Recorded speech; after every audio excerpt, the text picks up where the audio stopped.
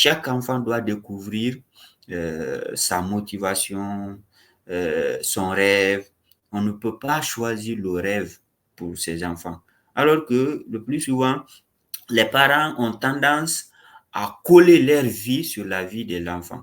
Quand ils ont échoué dans certains domaines, ils veulent que l'enfant réussisse dans ce domaine, ou plutôt quand quelque chose, ils ont une mauvaise image de certaines choses, ils veulent faire éviter ça à l'enfant. Parfois, ça peut être mauvais dans certains sens.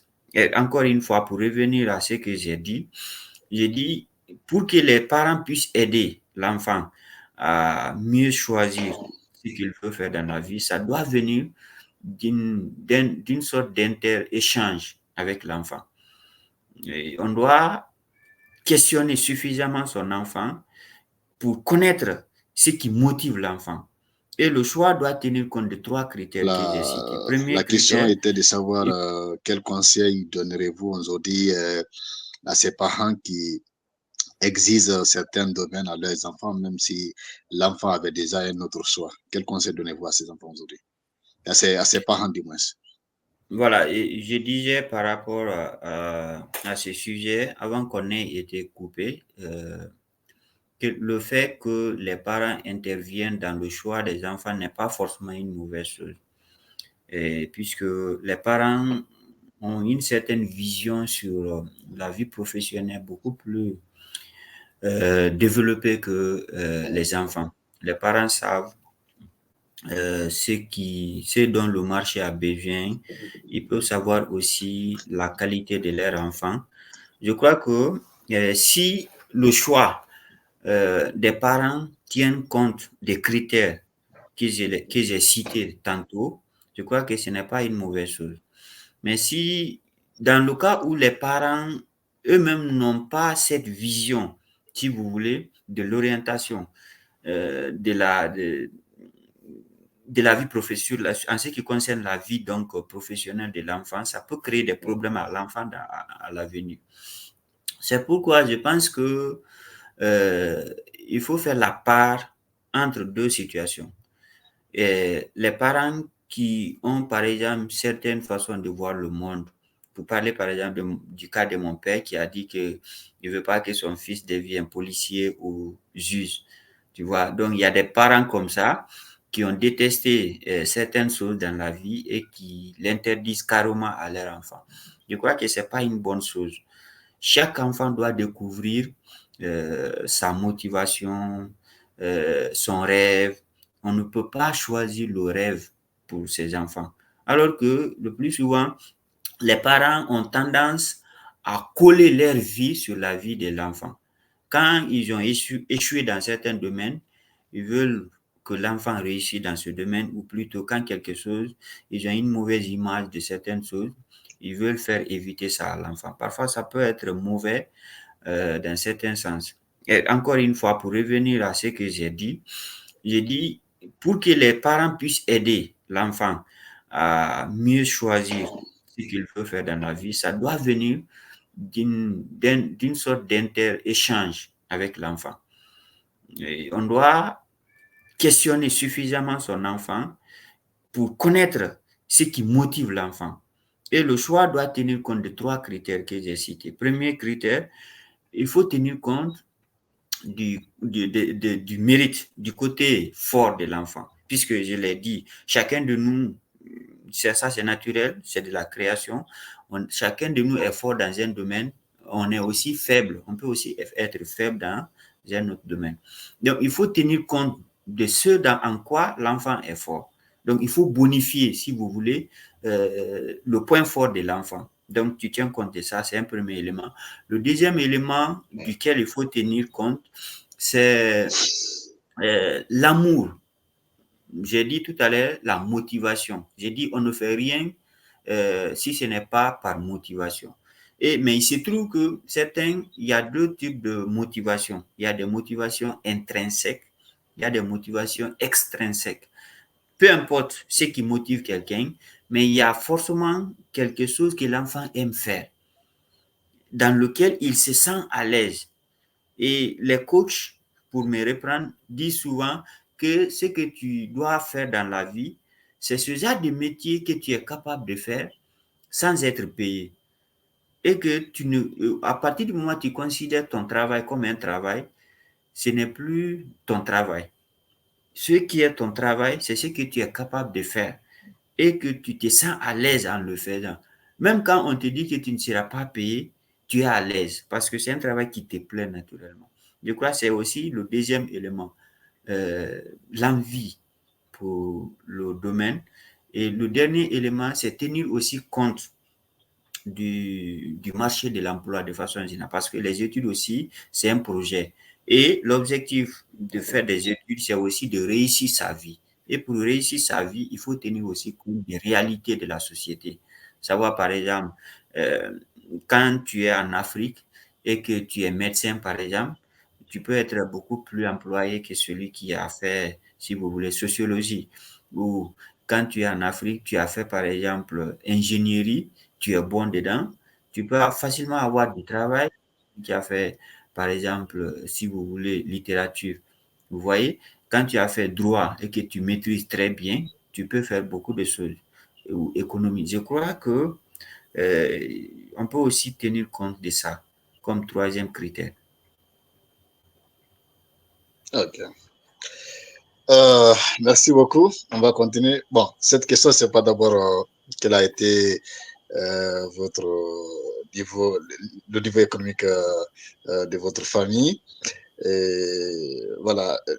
Donc, ça serait une question un peu difficile à poser parce que, comme je l'ai dit, je ne sais pas. Mais comme nous sommes dans un environnement généralement en Guinée particulièrement, et particulièrement en Guinée, généralement en Afrique, nous sommes ici généralement des familles modestes, pour le dire ainsi.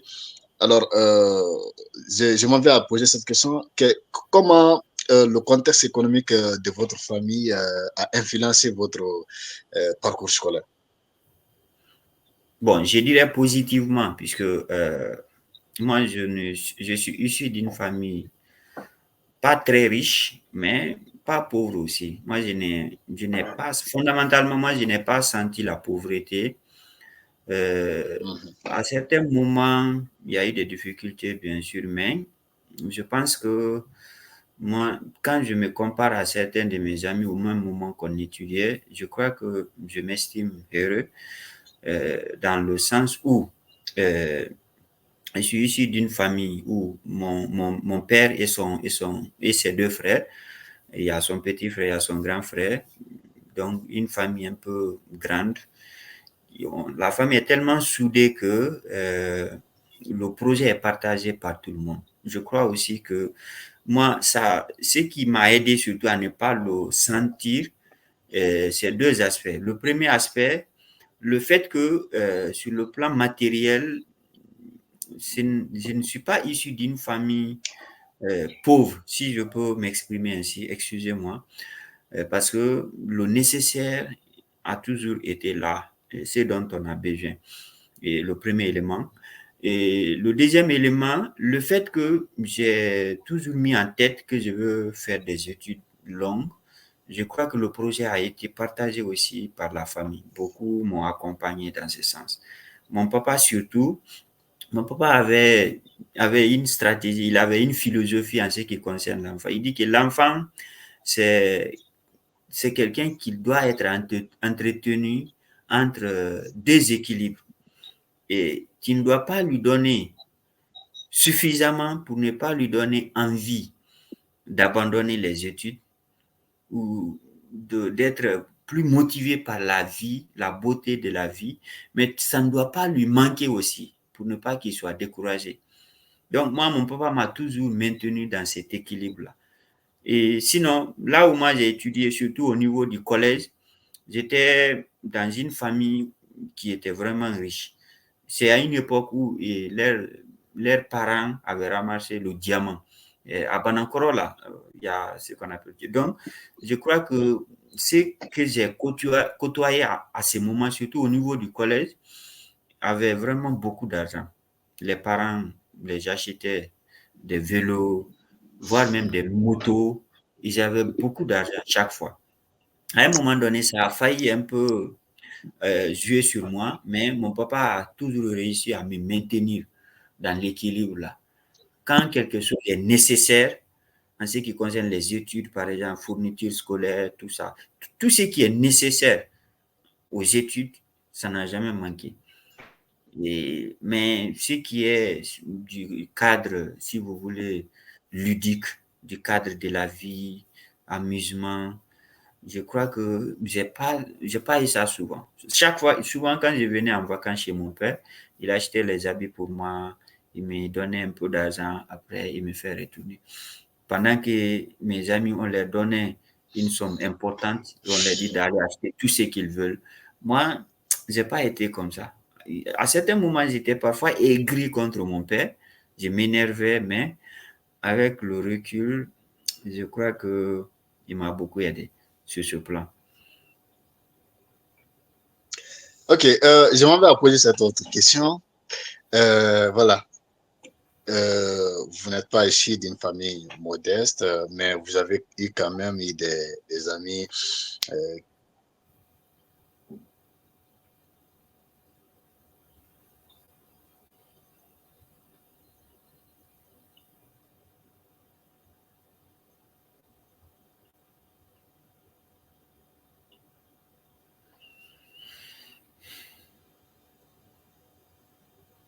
alors, Alors, vous méritez, vous avez compris ma question.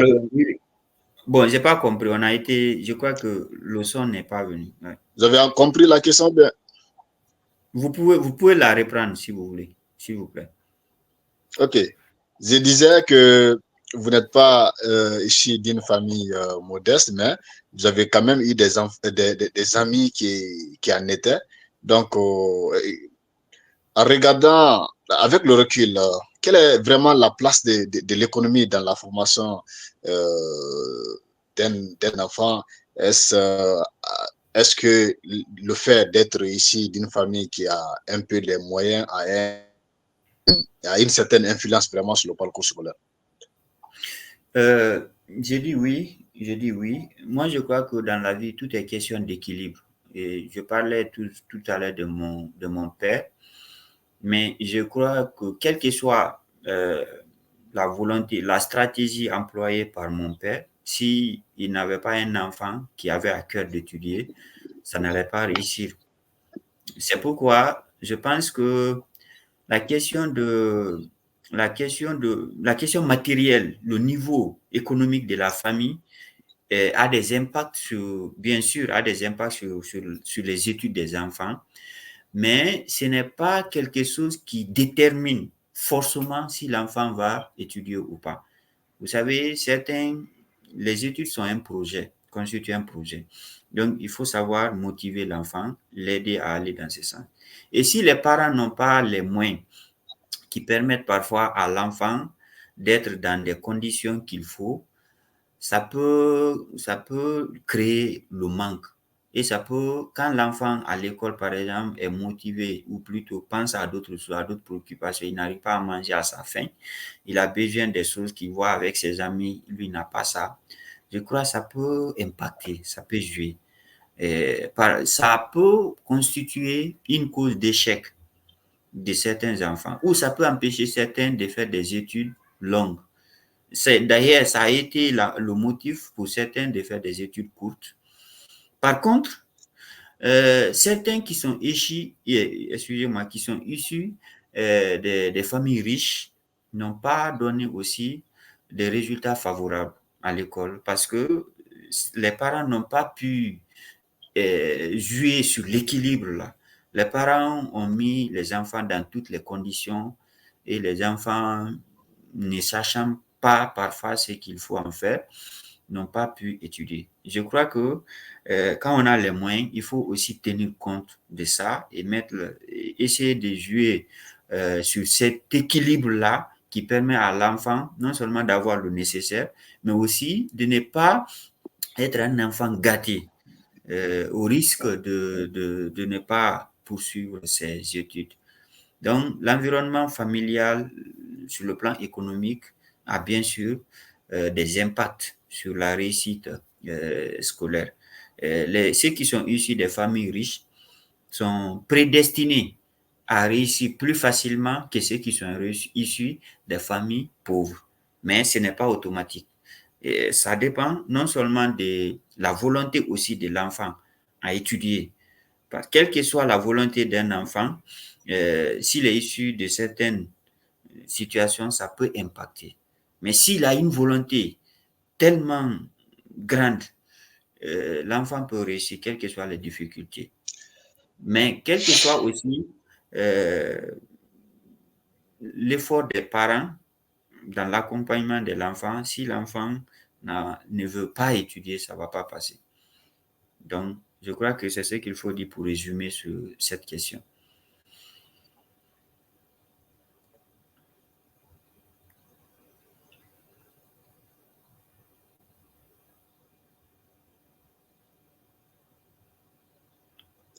Ok,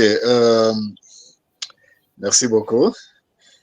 Voilà, parfois, parce que ce que vous avez dit, c'est extrêmement important, c'est véridique, parce que nous avons vu hein, certains élèves ou étudiants dont les parents sont très riches, mais ils ne sont pas aussi bons à l'école. D'autres même, généralement, qui sont ici des milieux favorables, ils abandonnent les études. Par contre, ceux Ouais. qui sont ici des familles modestes,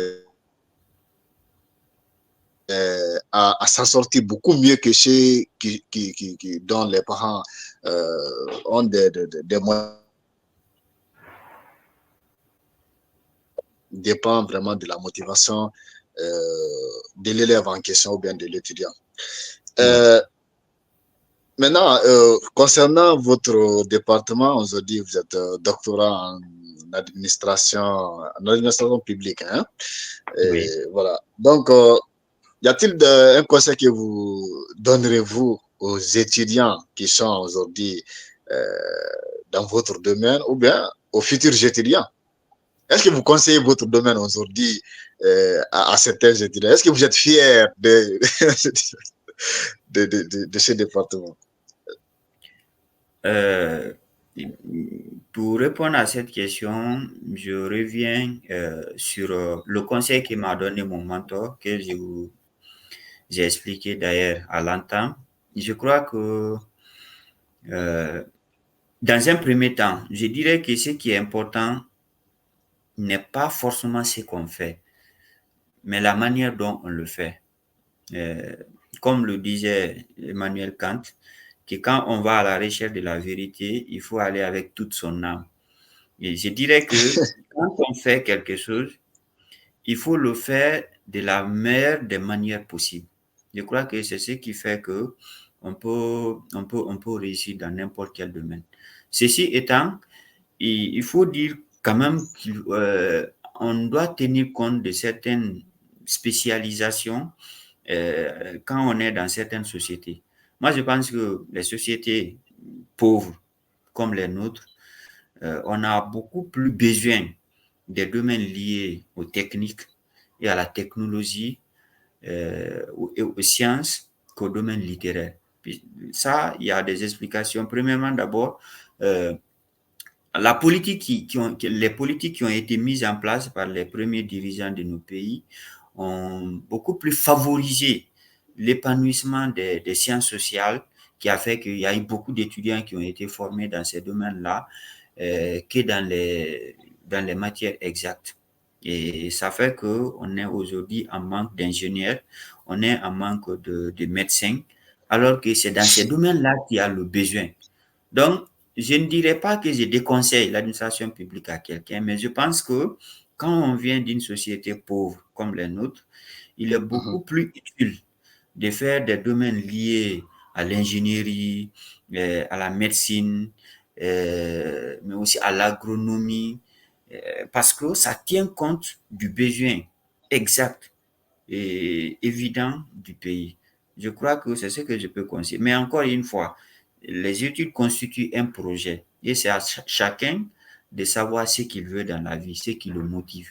Si votre volonté, c'est vraiment de faire l'administration publique, et je dirais alors, il faut le faire avec tout le plus grand sérieux possible.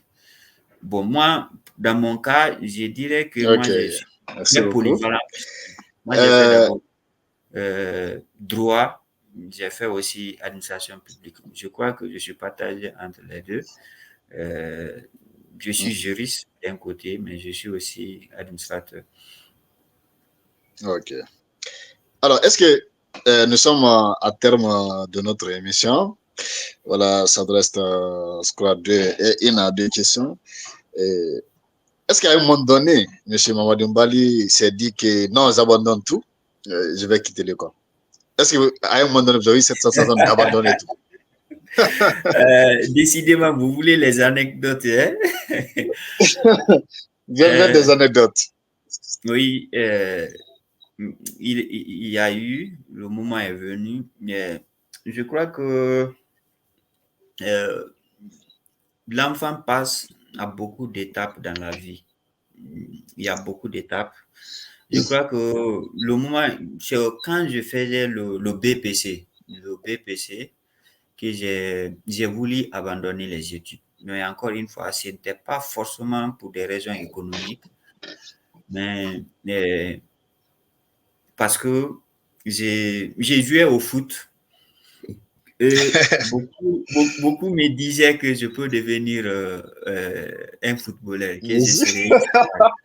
Euh, Donc, Ah, j'y jouais très bien. Bon, à un moment donné, l'idée m'est traversée de tenter d'aller au Maroc pour aller étudier, pour aller faire l'école de foot. J'ai voulu arrêter. Dieu merci, hein, vous n'avez pas été. Voilà, Dieu voilà. merci, vous n'avez pas été, sinon J'avais un nous n'allions vélo pas avoir. pendant les vacances. Oui, tout à fait, tout à fait. Pendant les vacances et à la veille des vacances, donc, j'ai vendu mon vélo et j'ai dit à mon papa de m'envoyer le transport. Mon papa m'a envoyé le transport et un peu d'argent. J'ai vendu mon vélo, j'ai ajouté sur ça. J'ai voulu prendre ça comme départ pour le transport, pour prendre la route. Donc, j'allais passer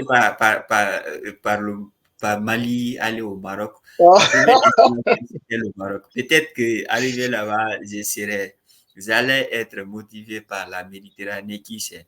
Mais quand même, c'est un moment de la vie dont je me souviens. Mais je crois, le jour où j'étais décidé à partir, j'avais un grand frère, l'aîné de notre famille, qui s'appelle Salou Sano. En ce moment, lui, il était au Nigeria.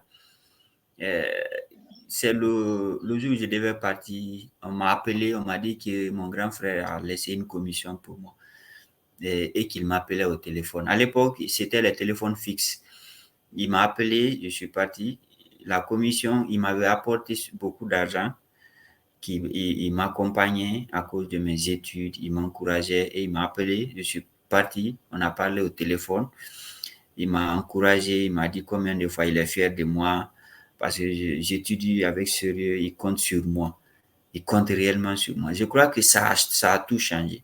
Non seulement j'ai abandonné carrément mon projet de voyage, mais je crois que ça, j'ai jamais oublié ça. Ça m'a toujours suivi.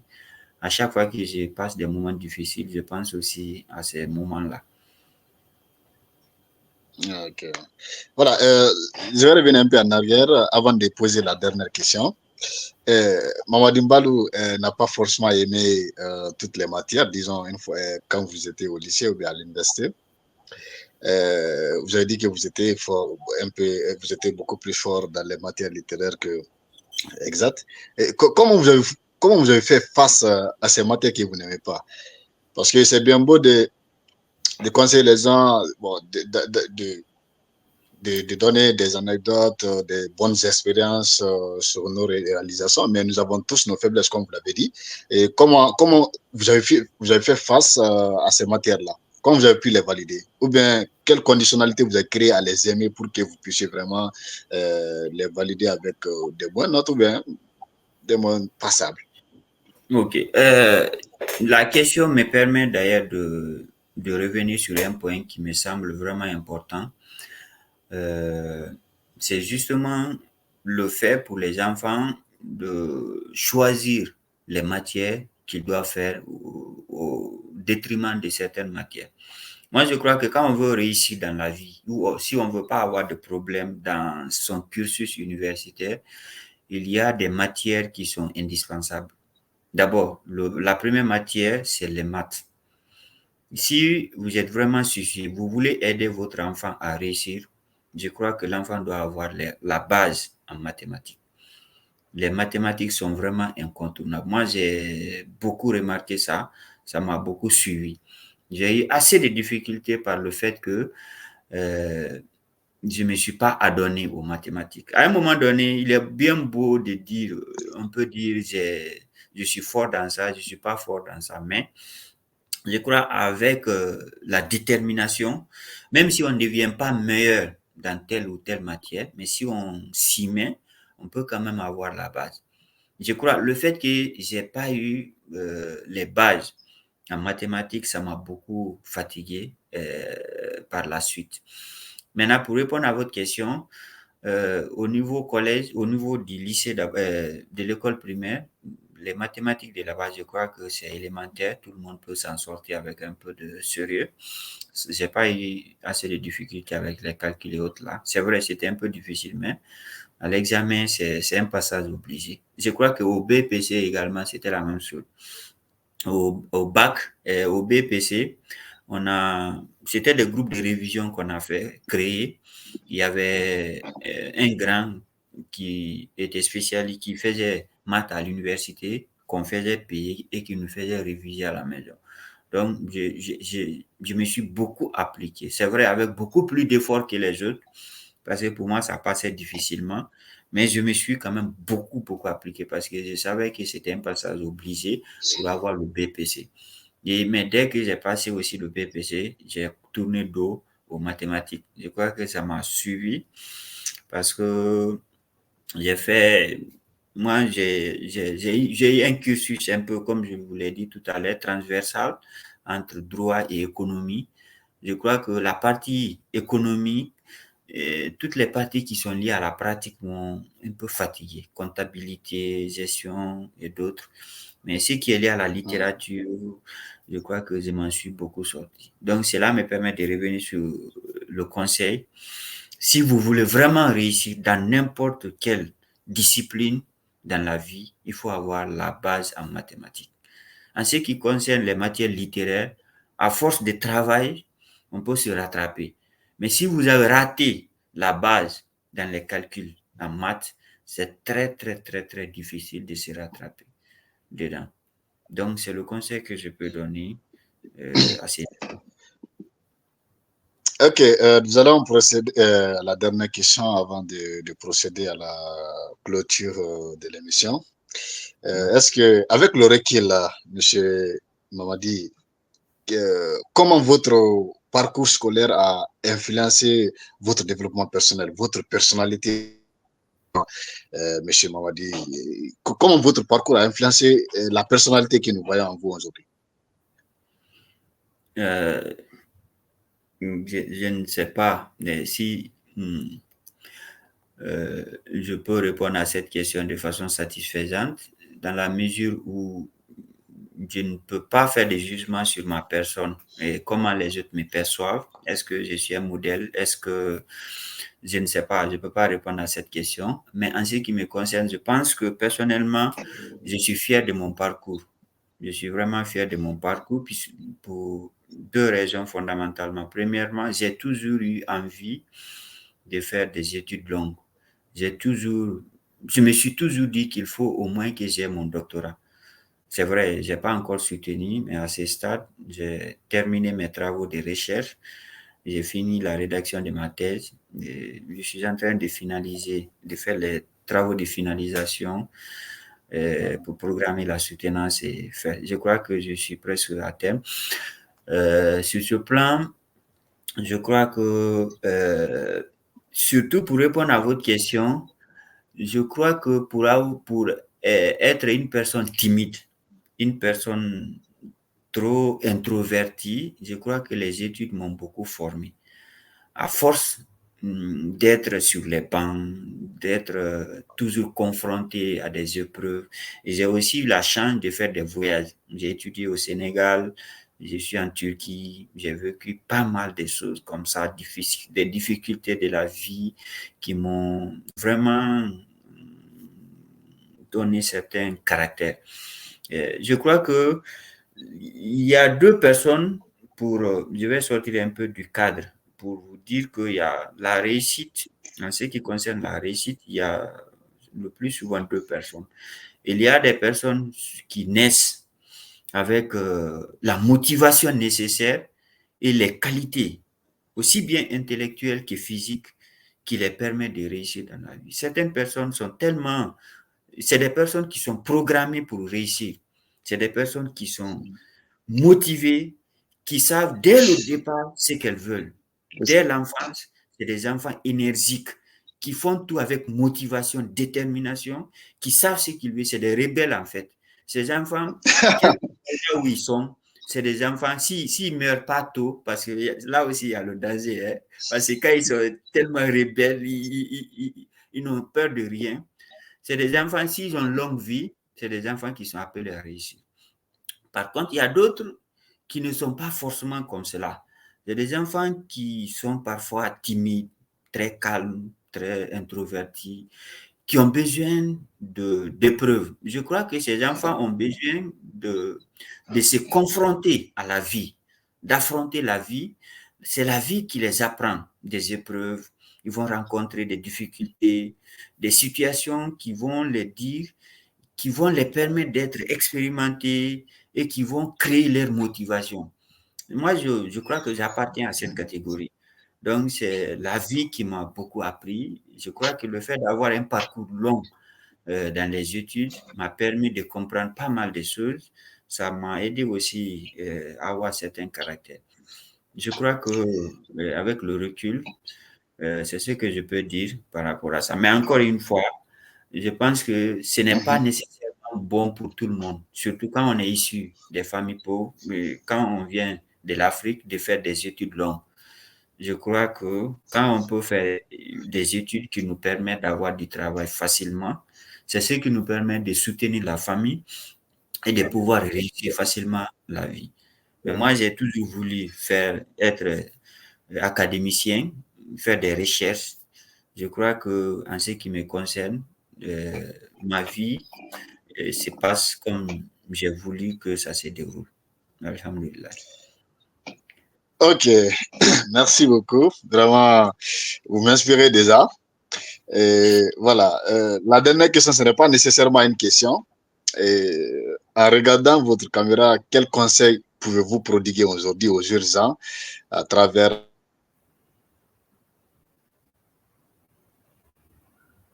le monde entier?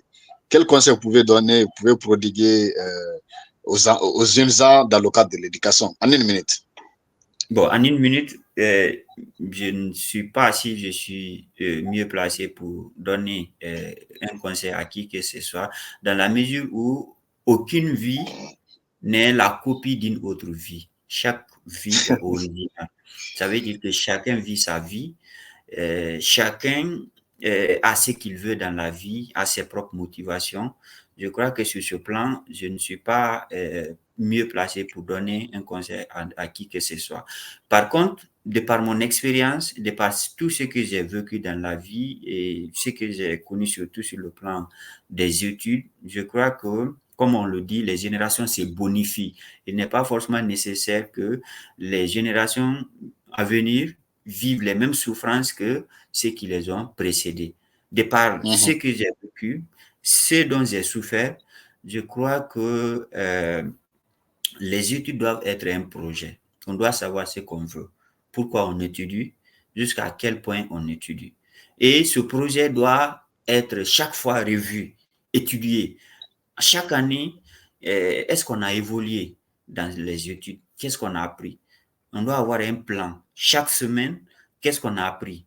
On doit avoir un objectif de la semaine. Et à la fin de la semaine, on doit faire un plan, un bilan. Est-ce que l'objectif de la semaine a été atteint? Cela nous permet de savoir si l'objectif du mois a été atteint. À la fin de chaque mois, on doit aussi faire le bilan. Chaque année, on doit faire le bilan. On doit savoir ce qu'on a appris, est-ce qu'on a évolué dans sa vie personnelle et sur le plan des études. Je crois que c'est comme ça qu'on évolue. Mais on ne doit pas être comme ça, comme des bêtes sauvages qu'on mène paître. Je crois que les études doivent être un projet. Et c'est ce qui nous permet d'être sûrs du chemin Et c'est ce qui nous permet de savoir que quelque chose nous attend après les études. Et si ce n'est pas comme ça, je crois qu'on perd son temps. Donc, si je comprends bien, il faut mettre de l'accent sur la discipline et voilà, faire son bilan, faire son programme, hein, son calendrier personnel et mettre tout en œuvre pour l'exécuter. Vraiment, Bien merci sûr. beaucoup, M. Mamadi Sano, pour d'avoir accepté notre invitation dans le cadre de notre émission. Vraiment, comme on l'a dit souvent dans le quartier, j'ai eu ma dose. Sincèrement, l'émission concernait les jeunes. Et voilà, je pense que j'en ai beaucoup bénéficié et j'en ai bénéficié le premier. Et j'ose croire que beaucoup de jeunes personnes qui évoluent dans votre département ou qui, en tout cas, dans n'importe quelle filière, il va se retrouver dedans et ça va grandement ouvrir les esprits également, les jeux. Merci beaucoup et bonne soirée. Merci beaucoup. Merci. Si vous me le permettez, j'aimerais dire OK, un mot.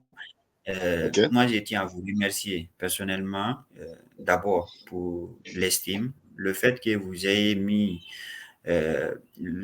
votre choix, vous avez porté votre choix sur moi pour commencer l'émission.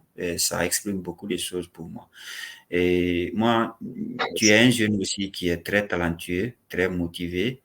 Et Merci. tu as ce qui fait que ce qui manque sur beaucoup de jeunes, c'est la confiance. Et quand je parle de confiance, c'est la capacité à démontrer, à montrer sa différence et à l'assumer. C'est une qualité qui est très rare chez nous. Et beaucoup de jeunes n'osent pas affirmer leur différence. Alors, on est dans des sociétés qui nous conduisent vers un plan, un chemin. Généralement, quand tu veux sortir du cadre, tu es très mal vu et tu es Vraiment. un jeune, tu as déjà fait beaucoup de choses. Je crois que ce que je peux dire à ce niveau, c'est bon d'être différent. Quand on a des visions, on a des choses à réaliser et qu'on croit à ça, il faut s'assumer. Et parfois, certains peuvent ne pas apprécier ce qu'on fait parce qu'ils ne savent pas ce qu'on veut, jusqu'à où on veut aller. Mais le jour où on sera à port, on atteindra l'objectif, ils seront les premiers à nous féliciter. C'est pourquoi Ouais. quand on laisse son rêve, parce que tout simplement on veut plaire à la société, on veut se fondre dans le moule, on veut faire comme les autres. Et je crois que le regret qui est au bout, c'est nous et à notre oreiller qu'on peut le raconter. Je crois que c'est pas une bonne chose. Il faut s'assumer. Il faut accepter la différence et faire ce qui nous tient à cœur. Et je te remercie encore une fois pour ça. J'espère que j'ai été à la hauteur de l'émission. Parfaitement. En tout cas, en ce qui me concerne, j'ai fait de mon mieux pour pour vous parler le plus honnêtement que possible. Vous avez fait plus que vos mieux, hein? Ok. Donc, il faut être différent, il faut s'assumer. C'est par ces mots que nous allons clôturer cette émission. Et bonne soirée à tous. C'était l'émission Parle-moi de tes parcours scolaires et de tes expériences professionnelles pour inspirer d'autres jeunes. Merci, à très bientôt pour un autre numéro. Merci, merci. Au revoir. Merci.